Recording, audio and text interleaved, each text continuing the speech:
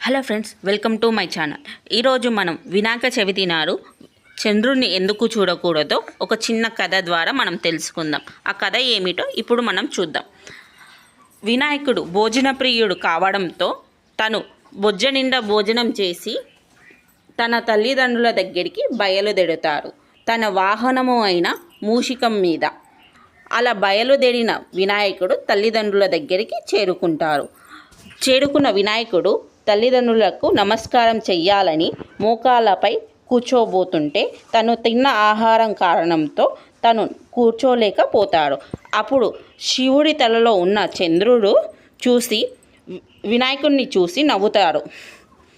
అలా నవ్వడం కారణంతో వినాయకుడు పొట్ట చీల్చుకొని ఆహారం బయటికి వచ్చి చనిపోతాడు.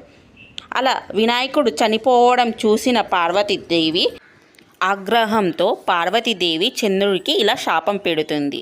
ఆ శాపం ఏమిటంటే, నిన్ను ఎవరైతే చూస్తారో వాళ్ళు ప్రతిరోజు అపనిందలు మోయక తప్పదు అని పార్వతీదేవి శాపం పెడుతుంది. ఆ కారణంతో మనం ఒకవేళ ఈ శాపం కొనసాగింటే మనకు ప్రతిరోజు చంద్రుడిని చూసినప్పుడల్లా అపనిందలు మోసేవాళ్ళం. కానీ విష్ణుదేవుడు అలా కానివ్వలే. తను కైలాసానికి బయలుదేరి వినాయకుని దగ్గరికి వచ్చి తనకు పునర్జన్మ ఇచ్చాడు. అప్పుడు వినాయకుడిని చూసిన పార్వతీదేవి కోపం శాంతించింది. అప్పుడు విష్ణుదేవుడు పార్వతి వద్దకు వెళ్ళి ఇలా అంది, నువ్వు చంద్రుడికి పెట్టిన శాపనం కారణంగా భూలోకంలో ఉన్న ప్రజలు బాధపడుతున్నారు. కాబట్టి చంద్రుడికి పెట్టిన శాపాన్ని తిరిగి వెనక్కి తీసుకోమని విష్ణుదేవుడు పార్వతితోన చెప్పాడు. అప్పుడు పార్వతీదేవి ఇలా అంది, నా కొడుకు మరణాన్ని నేను చూశాను.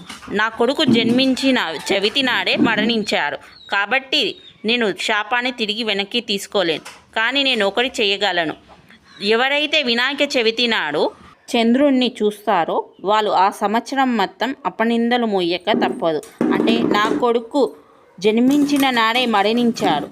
కాబట్టి ఆ చవితి నాడు మాత్రమే ఎవరైతే చంద్రుణ్ణి చూస్తారో వాళ్ళు అపనిందలు మొయ్యక తప్పదు అని Parvatidevi విష్ణుదేవుడికి సెలవిచ్చింది.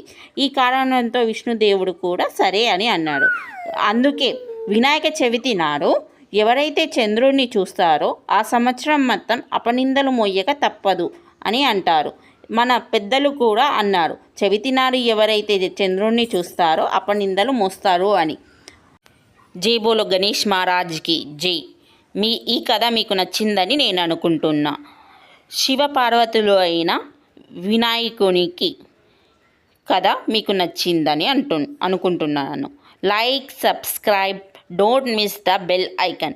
Please friends, subscribe friends.